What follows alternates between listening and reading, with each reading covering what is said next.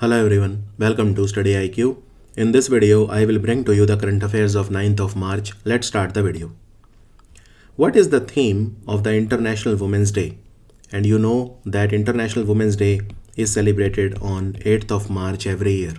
This time the theme was Women in Leadership, Achieving an Equal Future in a COVID-19 World. And it's very easy to remember because the world suddenly is a COVID-19 world. And in fact, they started a campaign also on Twitter, hashtag choose to challenge, which signifies that the women should be on equal footing with men. Choose to challenge. This is the hashtag which was on all the social media, not just Twitter. Now, important thing to remember here is that in India, Women's Day is different.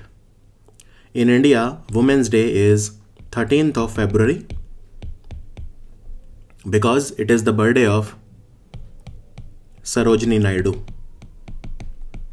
Sarojini Naidu, her birthday is celebrated on 13th of February as National Women's Day. And also remember some others very similar. So for example, 11th of February, very recently, it was observed as Samarpan Divas. Samarpan Divas is the death anniversary. Pay attention to this word.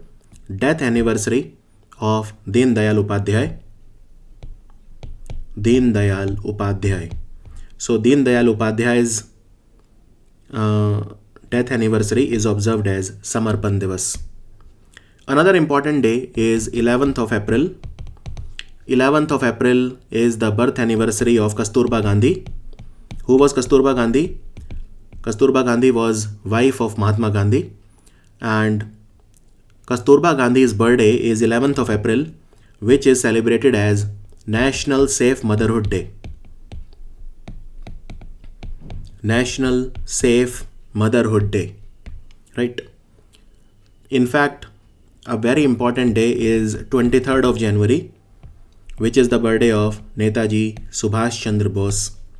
And his birth anniversary on 23rd of Jan is now celebrated as Parakram Divas. Parakram Divas, very important. And since we talked about Kasturba Gandhi, you should also know about Indira Gandhi also. Indira Gandhi, daughter of Jawaharlal Nehru. So Indira Gandhi's birthday is on 19th of November and it is celebrated as National Integration Day.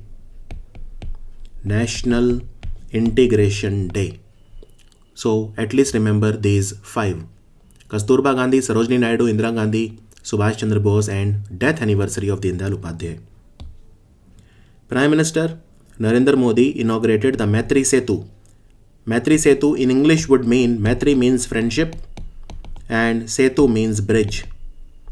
So friendship bridge between India and which country? So this country is Bangladesh.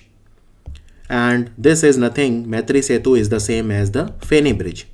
Basically, Feni is the name of the river that flows at the boundary between India and Bangladesh. This bridge is 1.9 kilometer long and it will connect Sabroom, which is in South Tripura, with Ramgarh in Bangladesh. So 1.9 kilometer long bridge called Maitri Setu. The answer is Bangladesh. India's ambassador to Bangladesh is Vikram Doraiswamy. Lakshmi Narayan Bhatt passed away. He was a renowned who? So he was a renowned Kannada poet. He was a poet and he used to write in the Kannada language. Very important. Who has won the women's single title of the prestigious Swiss Open badminton tournament? And even if you don't know it's a badminton tournament, you can just see the name of the players, right? So women's single and men's single, both you have to remember, and it's a very important tournament. So women's single was won by Carolina Marin. She defeated PV Sindhu in the final. In fact, PV Sindhu most of the times loses in the final to Carolina Marin. Carolina Marin is a Spanish player and Carolina Marin also defeated PV Sindhu, if you remember, in the 2016 Olympics in Rio de Janeiro, Brazil. And this was a very one-sided match. It was very disappointing. PV Sindhu lost in only 35 minutes. It was a very one-sided match. And this match took place in a Switzerland city called Basel. What about men's section? So in the men's section, Victor Axelsen is back to form. Victor Axelsen is from Denmark and he won the Swiss Open. Victor Axelsen is from Denmark. In the last 1 year, if you remember, Kento Momota has completely overshadowed Victor Axelsen. Kento Momota of Japan, but now Victor Axelsen is back. And Denmark, remember that India's ambassador to Denmark is Pooja Kapoor. And with Denmark, India signed a Green Strategic Partnership. Green Strategic Partnership. And Denmark is the only country with which we have signed Green Strategic Partnership. Denmark currency is Danish krone. And there is one person from Denmark called Inger Andersen. Inger Andersen is the chairman of United Nations Environment Program. And of course, Denmark's capital is Copenhagen. President Ramnath Kovind laid the foundation stone for renovation work of the Singurgarh Fort in which district of Madhya Pradesh? Singurgarh Fort is located in Damoh. Damoh is the constituency of Prahlad Patel. And Prahlad Patel is the Minister for Culture but also for tourism, both. So this fort will be renovated and 26 crore rupees will be used to renovate the fort. And this fort is associated with Rani Durgavati, who belonged to Gondwana Kingdom. Rani Durgavati. Moving on. Which has become the first country in Central America to be declared malaria-free. When do we celebrate the World Malaria Day? We celebrate it on 25th of April. And for 25th April 2020, the theme of World Malaria Day was Zero Malaria Starts With Me. Zero Malaria Starts With Me. Malaria is caused by a parasite called Plasmodium, which is put into human body by a mosquito called female Anopheles. Female Anopheles. So, which country has become malaria free? It is El Salvador. El Salvador. By the way, the entire African continent has become polio virus free, and Sri Lanka and Maldives, they have become measles and rubella free. Again, very recently. El Salvador's capital is San Salvador. San Salvador. Moving on. Where was India's first World Skill Center inaugurated recently? India's first World Skill Center. Remember, it was inaugurated in the capital of Odisha, Bhubaneswar. In Bhubaneswar, there is a place called Mancheshwar. So in Mancheshwar, it was inaugurated. And it is India's first and only World Skill Center. To build this, Asian Development Bank has given a loan, right? It requires huge investment. It's a 18-story state-of-the-art building, and it has been built with the help of Singapore. Singapore has helped India to build this World Skill Center. Now, the government of Odisha recently launched 5 mobile apps. One is Mo Chatua. Then there is Mo Shishu. There is E Mandei. There is E Kalika. And there is Mamta. These 5 mobile apps have been launched by the government of Odisha. And of course, the Parishram portal and Agni Shama Seva portal. Agni Shama Seva portal. Now, you also have to remember that there is a person from Odisha called Sasmita Lanka. And Sasmita Lanka won the UN Asia Environmental Enforcement Award. Environmental Enforcement Award. So this is also important. And in Bhubaneswar, recently, COVID-19 Warrior Memorial was also set up. And of course, the Clean Bindu Sagar Lake initiative was also started in Bhubaneswar. And in fact, India's first fire park was also opened in Bhubaneswar. Which of the following companies has launched Women Will? Women Will, it's a web platform. Women Will, so it has been launched by Google. And Google will invest $25 million in India to support women and girls. And Google also launched a feature recently called Nearby Share. Google also launched a feature in India called the Anywhere School. More recently, Google has launched a project called Mural, and this is very, very important. Mural is multilingual representations for Indian languages. Multilingual representation for Indian languages, in short, Mural.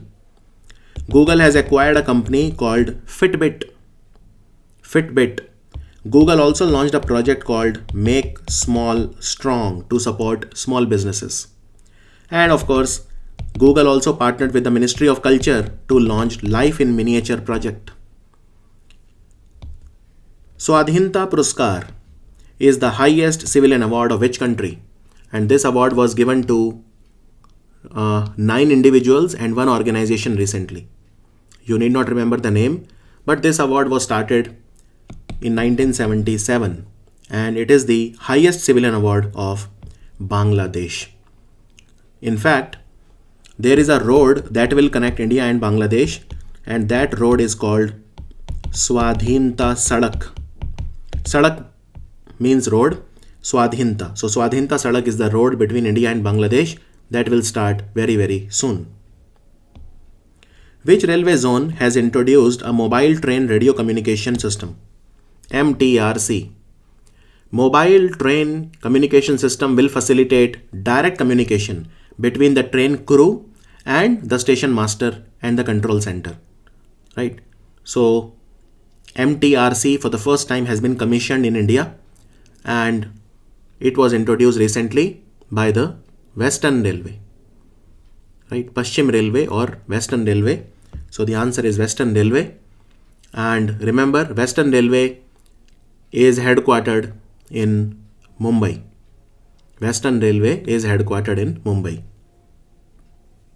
Talking of rail, Indian Railway has started using Vista Dome coaches, and these are manufactured in the Integral Coach Factory in Chennai.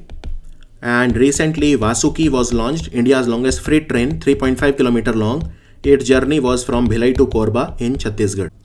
Which union territory has approved the formation of a separate school board for nearly 2700 schools in the city? So remember, it is Delhi. Delhi has approved the formation of a separate school board. Delhi Board of School Education. And the Education Minister of Delhi is Manish Sisodia. He is also the Deputy Chief Minister. Party is Aam Aadmi Party and Anil Baijal is the governor. Which IIT has entered into a MOU with the Army's Northern Command for Research and Innovation? Which IIT? It is IIT Jammu. IIT Jammu, and Army's Northern Command is headquartered in Udhampur. How many commands are there in Indian Army? There are 7 commands. Western Command headquartered in Chandi Mandir, Eastern Command, Northern, Southern, Central, Army Training Command which is headquartered in Shimla, and Southwestern Command which is headquartered in Jaipur. So these are the 7 commands of the Indian Army. Northern Command is headquartered in Udhampur. Which state has launched the Global Encyclopedia of the Ramayana? Global Encyclopedia of the Ramayana was launched by the government of Uttar Pradesh. And basically, this encyclopedia has been prepared by Ayodhya Research Institute, and it will give a lot of information about Ayodhya and Ramayana.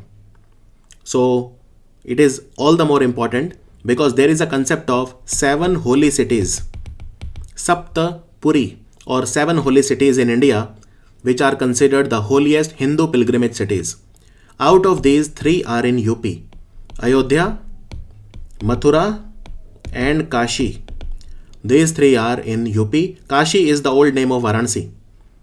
And which are the other 4? If I ask you, other 4 holy cities in India, total 7 are there, no? 3 I told you, which are in UP.